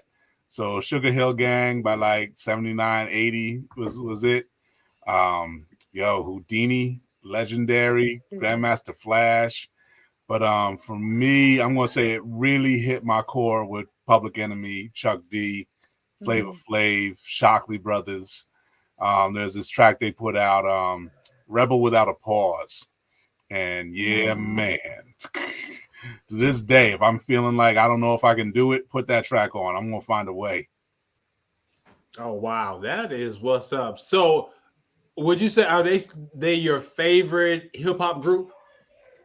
They're up there. Yeah. Chuck and Flav and them, they're right near the top. But I will honestly say, over time, by the time I got to like my late 20s, it was the guys on Raucous Records. Mos Def, Talib Kweli, these cats. The folks that inverted your logo is pretty good too. But these folks, there's just a lot of hip hop that I love. But Pharoah Monch, I would say, is my all-time favorite rapper. Pharoah Monch getting love on the indie show. That makes a lot of sense. I can dig that. Big shout out to Pharoah Monch. Oh, okay. So you're a professor. You like hip hop. Give me a Pharoah Monch lyric or a line. Oh, so I was just building something around him in the comic for a minute. So, his mama said, Donovan, why are you standing on the corner of Linden and Guy R. Brew? Said, Mama, listen close, you be killing my high. Oh my God. Like that whole track about like the hustle of life and how it comes back and gets you. Like Pharoah Monch tells some of the best stories ever written for hip hop. At what point did you decide I am going to marry my love of hip hop with my love of history? Oh, from the jump. So KRS-One, right before I heard all the Public Enemy tracks, he just made it real clear that folks weren't teaching or learning Black history. You got a track you must learn. And once I saw I was good at history and I knew there wasn't enough Black history being taught, that was a wrap. I was just literally like, okay, I can do this well. And there's a need for this to help people like me come up and do better in this world. Forget it. Like I was all about, by the time I was 17, 18 years old, I'd come out of like the anti-apartheid movement and was like, we can actually overcome and build a society that is actually based around justice. We were fighting a lot of the stuff around mass incarceration and the war on drugs back through that era. Nah, man, like to me, the things are so deeply intertwined. I can't even begin to be like, oh yeah, this one first. No, this one. Like hip hop is the reason why I became an educator. Wow. Mastermind, you're on mute. We would love to hear what you have to say. I was spitting. I had a freestyle. Yeah, you were. All right, no. All right, so I want you to do some random hip hop facts. All right, I'm going to pick a part of the country, and then give us a random fact that we don't know or should know. All right. Wow. All right. I'll try to be spontaneous. That's let's see if we can do that. All right. Let's take it to the West Coast. All right, we got the West Coast. Give me something from the West Coast. Yeah, my legendary West Coast piece is MC Hammer and the 357 Dancers. And like I just love hearing these stories that we used to hear as rumors back in the day about just how rough Hammer was and how deep with the culture Hammer was on the West Coast.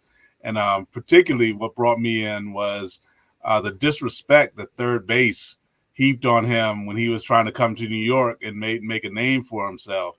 And they took offense that he came to New York and performed Turn This Mother Out. So then they went back and on their next album, they just tried to clown him. They said he got the gas face. They were trying to say he was like the worst rapper they had ever seen. They just disrespected Hammer. In particular, P. Nice said something crazy. He's like, he was like, we turned Hammer's mother out. And yeah, bad way to go. They must not know about sandwich. So for like 20 years, these jokers had beef where like Third Base was like under the gun whenever they tried to go to LA. Like they almost got killed. So that's my story on the West Coast. Is like people think about Tupac and Biggie. I'm like, nah, Hammer, and third base. That's the one. That is a good one. I didn't know that one. Okay, then look, I'm loving this show. Okay, Midwest. So my favorite story. This is one I've never actually told anybody about. So exclusive. Yeah, 97. There's this group coming together, Black radicals, activists, intellectuals got together in Chicago called the Black Radical Congress. And me and a couple of my boys drove out there from Philly. And it was just amazing. Like, it was just spectacular. Geniuses, Sonia Sanchez and Mary Baraka, everybody was in the house. It was a beautiful thing for 3 days, just building together on how do we actually start to build what will become Black Lives Matter. So it was tremendous. This was after the Million Man March, after the Million Woman March. And so we were doing this thing in Chicago, and this young MC came through trying to like put his life together, get his name out there. And nobody ever heard of him before, but he killed it. He did the concert for us. Like, I want to say it was like a Friday or Saturday night. Common Sense got up on stage and just tore the house down. Wow. And so, like, that was one of my favorite nights, yo. Like, before Common got big, just to see him live in person do his thing at the Black Radical Congress. Oh, wow. All right, then. The South got something to say. So, Professor, what does the South have to say? So we're going to shout out Regina Bradley's the amazing scholar who actually got the new book out with Mark Anthony Neal called That's the Joint. It's the third volume of this book. That's the basic kind of chronology, basic textbook for understanding hip hop. But Regina is a huge Outkast fan, man. Like, she loves Outkast, up, down, backward, forward, like, you know, the whole piece that she does. And so the piece where she gets people and schools them on the first two albums, basically, and how Outkast laid the foundation for the nation to recognize the quality of hip hop in the South. That's always a story for me. And like, she got to do this work up at Harvard a couple of years ago and make the world recognize Outkast and the South as the heart of hip hop culture. Now, I'll disagree. She doesn't like lyrics as much as I do. I'll say that up front.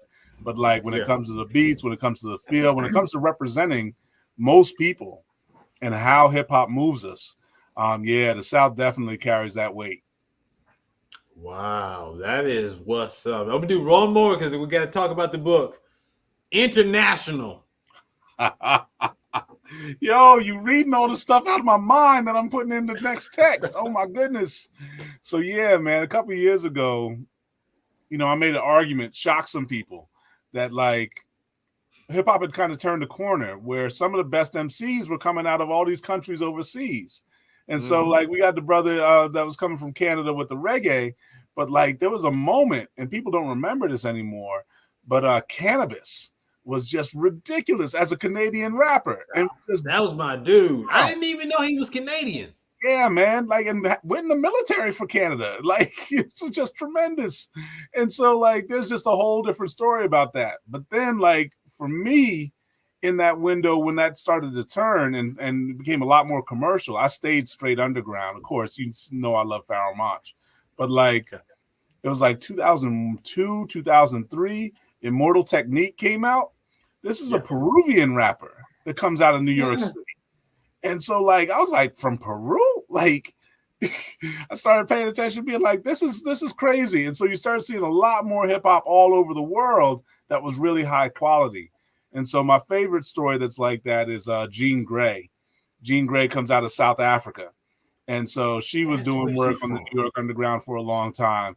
But as a South African MC that just masters the language and just has all kinds of different wordplay, because her kind of English out of that context is just different than British English or American English or any place else. And so, those are the three I used to talk about a lot, international rappers. It was Jean Grey, Immortal Technique, and Cannabis for that first decade or so of the 21st century. Shout out to Jean Grey. What's good? All right. Hey man, we are talking to the one and only Professor Walter Greason at McAllister College, Minnesota. The book, how did we get here? What is it? A graphic novel? What is the graphic history of hip hop? Yeah, so a lot of different details. So graphic novels, you know, they've been around a long time. You go back in the middle of the 20th century, some of the greatest art produced came out of graphic novels. And so these stories of doing illustrations alongside with text, doing sequential art to craft narratives, you see the power of it because you see what the MCU has done. You see what Superman and Batman movies have done. Like, and it's not just superheroes, like Westerns have been in comics, detective stories have been in comics, medieval knights and dragons and magic stories have been in comics. So these are really, really deeply ingrained in people to appreciate the way these stories get crafted and told.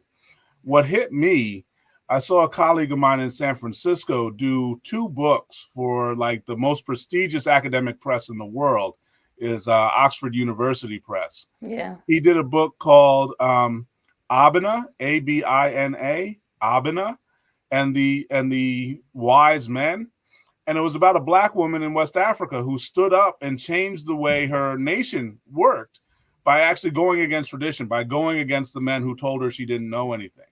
So I saw the Abina book, and it did an amazing thing. It combined the graphic arts of telling her story with the actual primary source documents, with the oral histories, with the different kinds of archaeology that went behind that story, and they combined it all into one book. And I was like, that's amazing that you're able to combine the art with all the research. And so he came out with a second book the next year called Mendoza the Boxer. It's about a Jewish boxer in the Middle East. And so I saw right there, I was like, oh, we can do a whole bunch of stories that are actually done with art and done well, but actually tell stories that are not fictional, that are just telling nonfiction stories.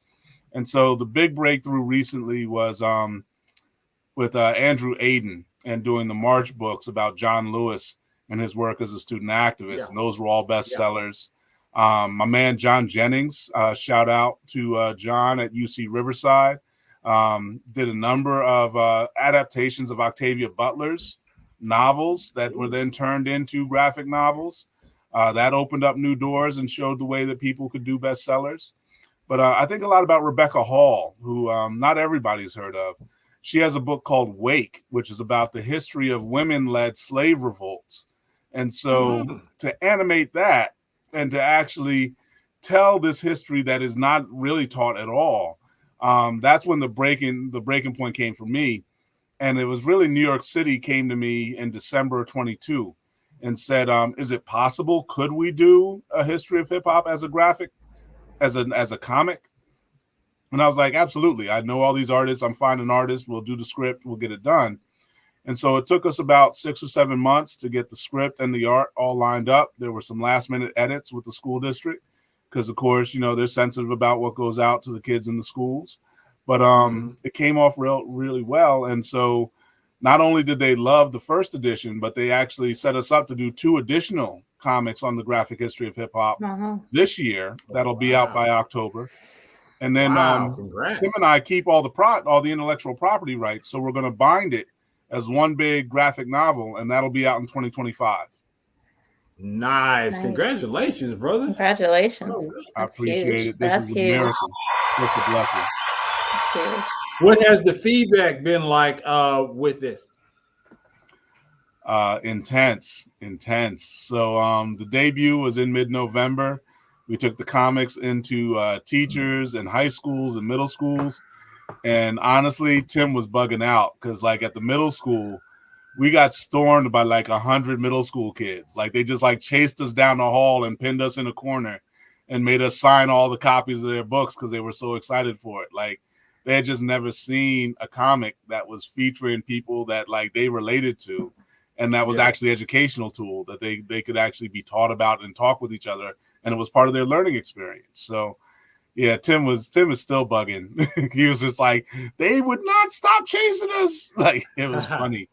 Then about a month later. Did you exceed your expectations with this book? Did we exceed our expectations? Yeah. Wow. That's a hard question, yo. Because I don't know. For me, I know the power of hip hop real deep. Like I've been teaching hip hop as a class since like 94. So like, you know, where kids stormed Tim when we went with the comic like a couple weeks ago, like people have been storming my room for hip hop classes for a minute. Like class I did in 08, still people come chasing me back down about that class. So like, yeah, because you for look me, like I you know. sound like you are a great teacher. It's just like I want to be in your class. Let me go ahead and audit this because the way you present all this information is so intriguing. So that's why I've been like, I'm gonna be quiet like Club Shay Shay and just let you talk because you are spitting facts and it's entertaining because most people are boring when they try to teach and educate. But something about you is just your demeanor, your delivery, and all this stuff is interesting. But go ahead, I Professor. feel you, bro. I feel you. I'm thankful for the word, but like it's been a lot of practice. It's hanging out with brothers like you. It's hanging out with brothers like Reg. Like I learn from the people I see who do it well. And like why should that not be a part of the way we learn? Like it's crazy trying to make learning boring all the time. But yeah, like with the comics, it is just this combination of things that people love. And it has little to do with me, it has little to do with Tim. Like, yeah, the writing's gonna be solid. Yeah, the art is gonna be good. But it's people's experience of the music that they love. And so when we're in there talking about Gil Scott-Heron, there's a whole generation of people who just feel Gil in their heart, just showing the picture. Like they don't even got to think about the lyrics. They're already in. They're already passionate about it just because we connected to them that way. There's a piece we have about James Brown in there. Like, James Brown fans are buck wild for James Brown. So like you tap into all of that in a steady way over time. I remember even seeing a YouTube video with some kids. These kids were like hearing older music for the first time. Like they were hearing like crazy beats and like filming their reactions to it. It's like, I don't care how old or young you are. You hear something that's high quality, powerful art. It's going to take you back. It's going to make you sit back and be like, what just happened? I don't even feel like the same person anymore. And so that's what we were really fortunate we were able to capture in the comic book is a way to tap into people's like core self and their way that they feel strongest about their lives and their world. That is so awesome. I like that graffiti. I like how y'all broke down the graffiti based upon the decades. That was kind of smooth. Tim is a genius, and he worked with a dude named Jamar Nichols on that. And Jamar is a genius in his own right. So like the whole community of Afrofuturist artists are just spectacular. Wonderful. Wow. Man, is this going to be available in libraries? Oh yeah. No, there's no doubt. So this volume 1, we doubled the size of it. And the new kind of expanded ultimate edition of volume 1 is going to be out in like a week. Like it's going to be out. It'll be available in all the bookstores, all the libraries, wherever you want to go and get copies. We've already had pre-orders for those copies. It's over 200,000. So yeah. Folks love the content. So we hope we get ours signed then. Oh, when we get ours all the time. Okay. All right. That's We're no just doubt. checking. No, I will say this little one, the one that we got that went out in New York, that's the collector's edition. This is the one I got to send y'all in like the plastic wrap and make sure you keep it safe because that's the collector's edition. They only ran off 100,000 of those and they're gone. They're gone. Man, I believe it, dude. This is crazy. Before we go to this next segment, the last segment, man, I'm so proud of you. Congratulations on your success. That's quite an accomplishment. And I see this really blowing up. Is there any artist that you didn't get in this first book that I guess is coming in the next book or in the future book that you really want to draw and talk about? Oh yeah, so that was me and Tim. We were going back and forth because basically this first edition stops at like 2006. The last song we really look at is Hip Hop Is Dead by Nas. And so that's like how we deal with it as history, like it's not current. It's not right now. Yeah. But yeah, Tim was on me. He was like, we got to do all the current stuff, man. We can't just leave this. So volume 2 is everything from like 2005 to present. And a lot of the coverage is going to be like Nicki Minaj. It's going to be a lot of Cardi B. It's going to be a lot of Megan Thee Stallion. And we're basically telling 2 stories. We're telling the story about the commercialization of hip hop and how does it become an industry. That's one half of it. But then behind that, we're also going to be talking about how the art and the aesthetic evolves away from being just commercial. And so a lot of folks that are like behind the scenes that are just touring and making a lot of money, those folks, those stories are going to come out as well. And so like just one example, somebody who's like an experimental hip hop act is Gangsta Grass. It's like a bluesgrass band, and a dude that's their main MC is a guy named R. Sun, the voice of Reason. And he's basically like a KRS-One style cat, but younger. But he tears it up with these they rhyme over banjos. Like, it's crazy. And so like they're internationally famous. They travel everywhere, but like they're just not the standard of what we think regular hip hop is. And so talking about that range and that variety of what hip hop has evolved into, that's the second issue. And then the volume 3, I take a look at hip hop and I ground it in world music history. So I go back 5,000 years and talk about the origins of music. And then for the first time, put hip hop history in relationship to world music history. And so no one's really even done that in like a formal academic text before. So like that's the biggest challenge for me, is doing that kind of combination where people there's not a lot of stuff that's already published on it. So real quick, before we're wrapping this up, this is my guy, Professor Walter Greason. Have I been pronouncing your name wrong the whole time? No, you good. You good. Everybody says Greason, but you know, Greason is the right one. That's all good. All right. Like you said, there's no wrong answers. No wrong answers. We're good. All right, cool. He wrote the book, The Graphic History of Hip Hop. Tim Fielder with the awesome artwork. My question to you, is this like a encyclopedia with just various just entries, or is it like a comic book where there is a story? No, the story, so there's 3 layers to what happens, right? The story is the last layer we put on. So the first is the script, me just writing up like, okay, which artists appear on what pages, what is the kind of, what goes in each panel, so that the elements all start to fit together, kind of like a puzzle across, 30 pages that we produce. And so there's script, which is just who appears where and what are they doing in each panel. Then from there, there's the art that actually takes the shape of how do these people appear. Why is LL Cool J sitting in an office with no shirt on and a Kango? Like, like there's just like, you got to get LL's vibe right for how he was coming up. And so like, there's just pieces about how do we present all of the different aspects. But then the last piece is the big piece that I'm most responsible for, is the actual history of not just the individual artist, not just the particular record company or even a particular neighborhood, but how did the whole culture of hip hop take shape from 1973 to 2023. And so that's the trickiest thing, of just telling the history, but also making it relatable and like we were talking about before, authentic, passionate, so that people feel the energy that the music actually generated. And so, and it wasn't just the music, it was the graffiti, it was the breakdancing. The whole experience just really changed what it was like to be a human being. My God. Walter Greason, ladies and gentlemen. All right, it is time for Indie University.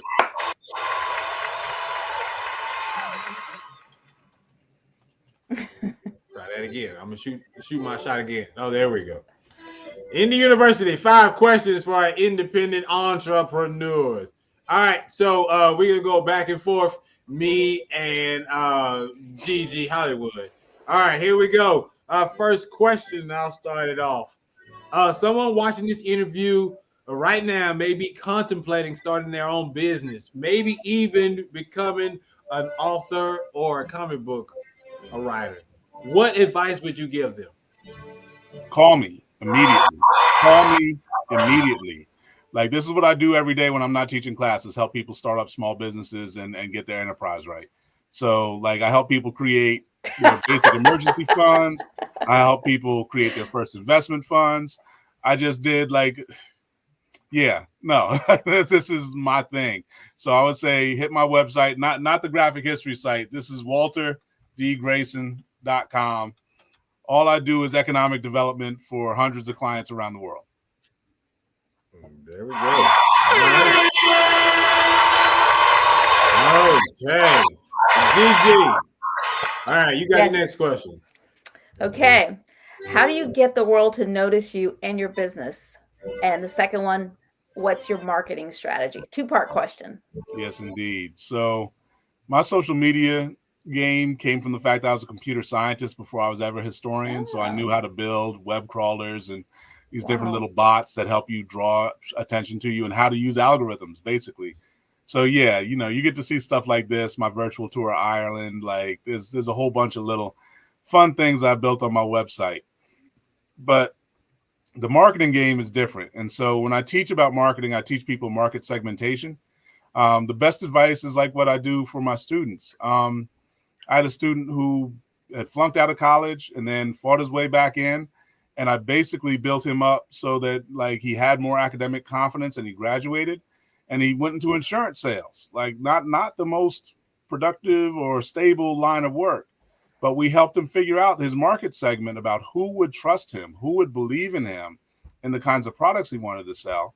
He makes over $500,000 a year now. And so like, that's the biggest thing for me is if you know what your product is, you know who's going to pay for your product. A basic lesson I give to all my clients is that within your first 3 months, you want to have 5 clients that pay you for a service that you're offering. And then those 5 clients need to pass you along to 5 of their friends. And that way your revenue grows exponentially. And then when you start to dry up, how do you adapt? How do you figure out to get to the next stage of what kind of products and service you can offer? So the marketing thing is about segments. Like, do you want to sell to folks who are, 8 to 15? Do you want to sell to folks who are 55 to 75? Do you know your geography well? Do you know what industries are in your area? A lot of these things that I teach are just very basic. We can get you through them in less than a week. And typically the folks I do, we end up doubling or tripling their income in 1 year. Okay. All right. Next question. We're going to fly through these. What's the greatest joy you've gained from starting your own business? Oh, man. 2009. My older son, had a real bad infection. And if we hadn't started the businesses that we started and hadn't generated the kind of money that we generated, like he might have died. So the joy is seeing my 21, going to be 22-year-old son succeed in mechanical engineering as a college student and knowing what a miracle it was that we were able to get the resources we needed to save his life, but also to repair my leg, because in the midst of all his surgeries, I blew out my Achilles tendon playing basketball and had to deal with that on top of it. So yeah, like being able to build your own business and put together your resources. I would say as I've gotten older, both my parents have passed away now. The fact that I had the resources to care for my parents in old age, that's right there with the ability to protect my son. All right. I love it. Very nice. All right. You got the fourth one. Bring it on home. Let's go. All right. Does the fear of going it alone independently ever go away? So I never feel like I'm alone. I got folks like y'all. I got great people around me in every moment of every day. Like, this is the thing. My first business I ever created was called Ujima. This is the Kwanzaa term for collective work and responsibility. I've been building good teams of people my whole life. So I've never felt like I was going it alone. I always, like, there are times where people I believed in didn't quite do what I expect them to do or what they said they were going to do, but I've never felt alone. Okay, that's what's up. That's a great answer. Last but not least, it looks like he's about to graduate, ladies and gentlemen. Final question is, what's the one misconception about owning your own business that people need to know the truth about? Yeah, people will assume it takes them 3, 6, 12 months, 24 months to actually turn a profit. It's not true. Like, that just means your marketing is not tuned up right. And so you can turn profit pretty quickly. You just have to know what you're investing up front and how you're going to meet your goals and then how you're going to sustain your strategy. So this whole thing of, oh, it's going to take you a year or 2 years or 5 years. One of my favorite stories of my clients is a dude who I went to high school with. He built a company with $50,000. He flipped that company within 2 years for $30 million. The new company he built out of the $30 million, he flipped it again within 2 years, sold it for over $3 billion. So in 4 years, this dude went from $50,000 to $3 billion. Now he's one of the richest people in the world. So no, don't believe these people. You can't make money very quickly. Excellent. Well, ladies and gentlemen, my guy, Professor, the Doctor, Walter Greason, is a graduate of Indiana University, and he has been an awesome guest. Before we do the final word, I want to go ahead and let everyone know who won.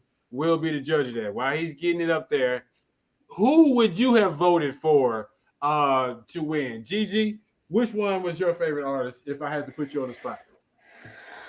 I would say that was a tough one.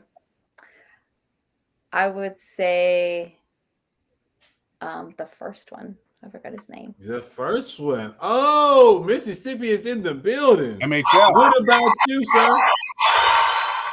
So I like MHL a lot. I was blown away. I really, like I said, I got swept away when I saw my man. Second artist was Skystar. Skystar was what was going to get my vote because I needed that vacation. Yes, you want to jump in? Nope.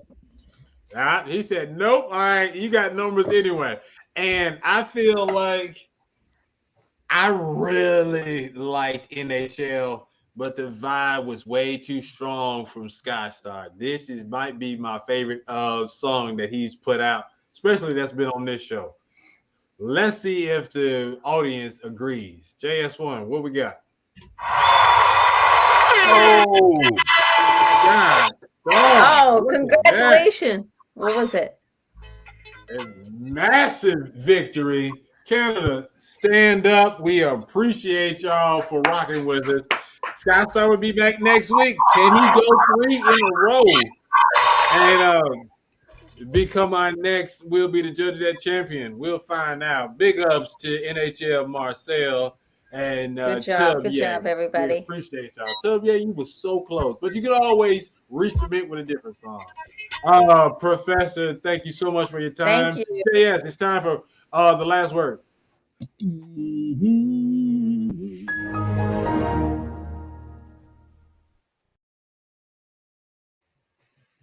In the last word, we kick our shouts before we get out of here. If it's something you want to say you didn't get a chance to say it now. Ladies first. Gigi, what's the last word?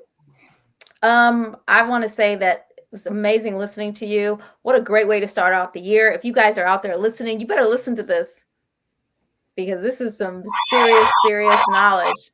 Thank you. I'm glad I was sitting in for you, mastermind. Thank you, love. Professor, what's the last word? Oh, I got shout outs for all my students, all my young people. I've taught over 8,000 students in my career. That's what all this gray hair come from being too long in the classroom. So shout outs to all my young people. A lot of them coming back, sharing powerful stories. But I'll say also all of my colleagues like y'all, man, gotta shout out the heifers. Hudlin Entertainment Forum, Mastermind, our whole crew. Like y'all are spectacular. Changed my life with our conversations in that little community. This is true. Big shout out to Reginald Hudlin. That's what's up. When he was with BET, when he was with BET and the BET Hip Hop Awards were in town, I had tickets to go, and because she's not listening, I'm gonna blame it on my wife. It took forever for her to get ready. So we missed the red carpet. And so he was waiting for me just to dap it up and say, hey, what's on the red carpet? I was just like, this is crazy. Traffic was crazy. But I enjoyed the show. I had great seats, whatever. So big shout outs to Reggie. You're the man still. I loved his run on the Black Panther, so it is what it is. Thank you, so Walter. Thank you, Gigi. Thank you, Darius, for making us look and sound good. Sir, you got anything you want to say? Man, I appreciate everybody for coming out. I appreciate our wonderful professor for teaching us something tonight, and Gigi for holding it down, and Mastermind for a great show. Hey, man. Always. Another one Great show. For you, Great show. Mastermind. Make sure you tap in. We're still talking about more hip hop. AC Earl from the NBA's Toronto Raptors. He wrote a book called 135 Greatest Hip Hop Songs and the Reasons Why. We're going to be talking about that. I don't even know what number one is. Canada is in the building. Hip hop is in the building. January is Bananas on the Indie Show. Stick and stay every Tuesday, 8 p.m. Eastern Standard Time on bbclife.com. I'll holler at y'all. Hey, yo, it's about that time, man. The Indie Show. My main man, Mastermind. The Indie Show, indeed, the flow sickening. Masterminded by Mastermind, the plot thickens. Good riddance to other pies, the odds against them. Tuesday at 8 p.m., we back in business. Key is in the building, Jay is in the building, giving the feeling that most of y'all been missing. All things indie, is it banging or whack? Can't call it, but we'll be the judge of that. And Logic came through with the verbal assist. Major League, we indie, ain't no canceling this. And Logic came through with the verbal assist. Major League, we indie, ain't no canceling this.